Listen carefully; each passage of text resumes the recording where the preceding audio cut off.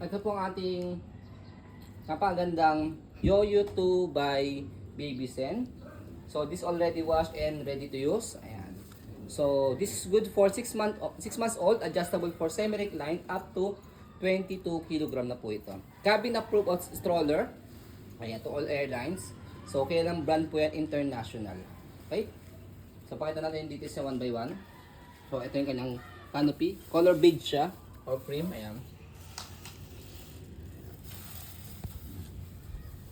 Okay. And then, pakita natin yung kanyang sitting position. Ayan, yung pad. Okay. So tawag dito is color pack. Itong kanyang sitting pad, saka po itong canopy niya. So kung sawa na po kayo sa color niya, ayan, pwede nyong bumili kay Shopee tuloy. Kay Yoyo. Kay Yoyo. Sa Shopee meron din. Meron ba sa Shopee? Ayan, okay. Oo, basta Yoyo. Oo.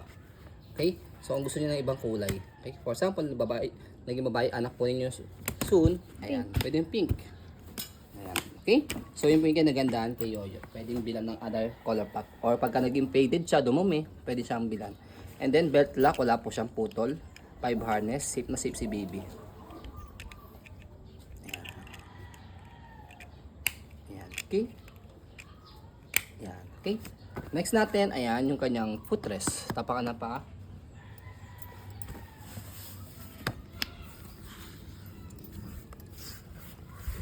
And then, next natin, by the way, sa pag-adjust po sa kanya, ayan. So, para sa paghiga dito, Semi-recline. sa pag semi-recline, slide nyo lang po siya papunta sa kanan. Kakaliwa pala. Okay? So, yan po yung kanya pagkaka-semi-recline. Okay? So, kapag ibabalik nyo po siya for sitting position, slide nyo naman po siya pa kanan. Okay? Pakita natin yung kanyang footrest sa harapan muna, pati yung gulong niya. So, hindi po yan pudpud ha. Okay? Saka hindi po yan naninilaw. Kapag overuse si Yoyo, yung ganito talaga na yan naninilaw. Pero siya hindi.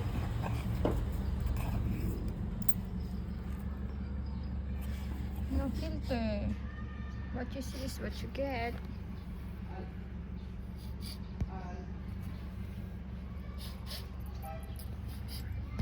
Kabila. Kabila. Stopper. Ready. So next natin, Stopper. ayan yung kanyang gulong sa likod. So meron lang itong maliit na chip pa.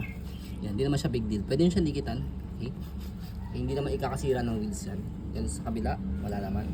Okay, tapos, and Yoyo 2. Okay.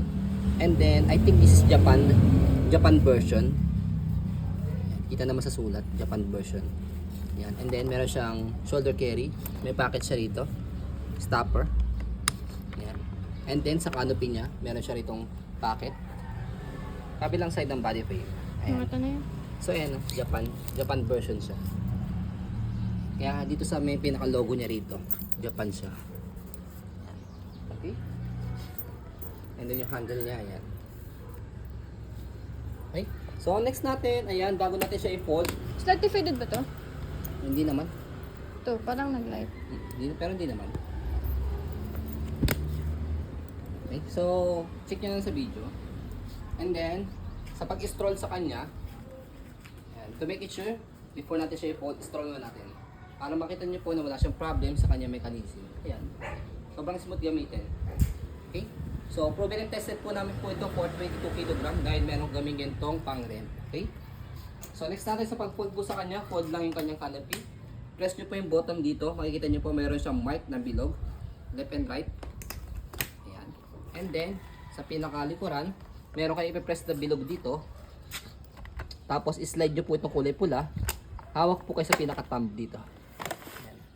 Okay, so pakita mo yung kulay thumb, yung ano rito. Kulay bilog. Ayan, okay? I-press nyo po yan. Okay? Tapos, ayan.